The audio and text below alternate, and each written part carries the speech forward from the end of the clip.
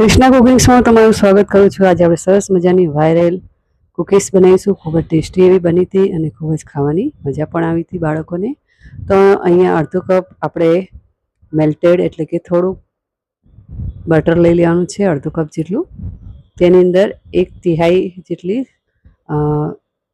Brown sugar અને 1/3 જેટલી આપણે કેસ્ટર સુગર લઈશું। બંને સુગરને સરસ મજાનું મિક્સ કરી લઈશું બટરની સાથે। આ રીતનું બટર થોડું પીગળેલું હોવું જોઈએ, કડક બિલકુલ ના હોવું જોઈએ। તો આ રીતે મેં ફીટી લીધું, તમે જોઈ શકો છો એકદમ ફ્લફી થઈ ગયું છે, એકદમ કલર પણ ચેન્જ થઈ ગયો છે તેનો। આ રીતે તેને સરસ મજાની સ્પેચ્યુલાથી ફીટી લેવાનું। સ્પેચ્યુલા ના હોય તો વિસ્કરની મદદથી। તો તેની અંદર આપણે 2 ચમચી જેટલું પહેલાં દૂધ નાખીશું, વધારે નથી નાખવાનું, જરૂર પડે તો નાખીશું આપણે। તેને પણ નાખીને સરસ મજાનું ફીટી લેવાનું છે। જો તમને મારો આ વિડીયો ગમે તો લાઇક, શેર અને સબસ્ક્રાઈબ કરજો, બેલ આઇકન દબાવજો અને કમેન્ટ કરજો। તો અહીંયા 1 કપ જેટલો આપણે મેંદાનો લોટ લઈશું અને 1 ચમચી આપણે એટલે કે અડધી ચમચી જેટલી આપણે બેકિંગ પાવડર અને 1/4 જેટલું બેકિંગ સોડા અને 2 ચમચી જેટલો કોકો પાવડર લઈશું। બધી વસ્તુને સરસ મજાનું મિક્સ કરી લઈશું। તો તમે આ રીતે નહીં બનાવી તો જરૂર બનાવજો। અત્યારે બહુ વાયરલ ચાલી રહ્યું છે આ કૂકીઝ, ખૂબ જ ટેસ્ટી લાગે છે અને ખાવાની મજા પણ આવે છે।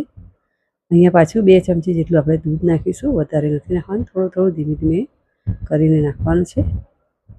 તો અહીંયા આપણે લગભગ 2 થી 3 ચમચી જેટલી દૂધની જરૂર પડી। અહીંયા લગભગ અડધો કપ જેટલી ચોકો ચિપ્સ આવે તે મેં નાખી છે, વધારે ઓછી તમે તમારા પ્રમાણે નાખી શકો છો। અહીં મિક્સ થઈ ગયું છે બરાબર। આ રીતે હોવું જોઈએ તેનું લોટ જેવું, અને તેને વચ્ચે ટેસ્ટ કરી લેવાનું। જો ઓછું લાગે તો તમારે નાખી દેવાનું, પણ ઓછું નહોતું, બરાબર હતું માપ। તો અહીંયા થોડુંક મને ઢીલું લાગી રહ્યું હતું, તો તમારે થોડોક તેમાં 2 ચમચી જેટલો લોટ વધારે નાખી દેવાનો, એટલે થોડું કડક થશે। તો મારી અહીંયા થોડી સોફ્ટ થઈ હતી। 4 બોલ્સ મેં બનાવી લીધા છે આ રીતના મોટા મોટા। હવે તેની અંદર ચોકલેટ કમ્પાઉન્ડ ચોકલેટ મૂકી દઈશું। આથી મોટો પીસ મૂકવાનો છે, જેથી મેલ્ટ થાય ત્યારે ખૂબ જ સરસ લાગે છે, ખાવાની મજા પણ આવે છે। આ રીતે મોટા પીસ મૂકી દેવાના। તો 4 બોલ્સ મેં મૂકી દીધું છે। આ વધેલો પાક છે તેને આપણે આ રીતે ફેલાવી દેવાનું છે।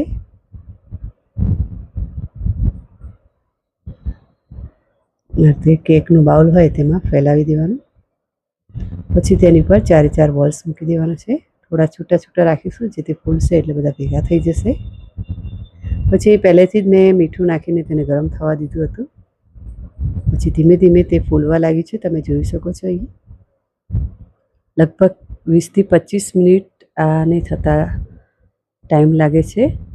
તો 20 થી 25 મિનિટ થયા પછી મેં એને વચ્ચે ચેક કર્યું છે, તમે જોઈ શકો છો એકદમ સરસ મજાની થઈ ગઈ છે આપણી વાયરલ કૂકીઝ। એને હવે ગેસ બંધ કરી દઈશું એને।